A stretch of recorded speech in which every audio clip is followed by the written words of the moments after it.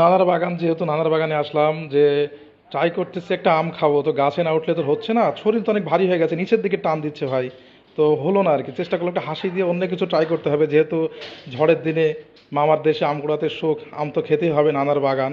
তো দেখতে পাচ্ছেন যে এখানে কিছু হিমসাগর আম আপনারা দেখতে পাচ্ছেন, যেহেতু ওখানে তো আর সম্ভব হলো না, তো নিচ থেকে খেতে হবে। খেতে যেহেতু হবে, তো এখান থেকে একটা আম আমাকে এখন ছিঁড়তে হবে। হিমসাগর আম আপনারা দেখতে পাচ্ছেন, তো এখান থেকে তো ট্রাই করতেছি এবং ছিঁড়েও ফেললাম। তো আমটা দেখতে খুব সুন্দর, এই মনোরম পরিবেশে এরকম একটি আম দেখতে সুন্দরই লাগে, ভালো লাগে। তো এখন এই পর্যায়ে আম খেতে হবে, যেহেতু আঠা বের করতেছি, আঠা বের করতে হবে। একটু মুছে নিলাম, না মুছলে তো আঠা মুখে লেগে যাবে।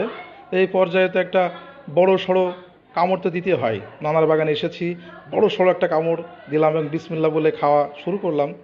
তো এর দেখা যাক, আসলে এরকম একটা অন্যরকম একটা টেস্ট, দারুণ একটু স্বাদ, একটু টক টক ভাব। এই টক টক ভাবটাই তো অন্যরকম স্বাদ নিয়ে এসে দেবে, সেই স্বাদ। ভালো লাগে, লাইক দিলাম, খুব সুন্দর, লাইক দিতে হয়।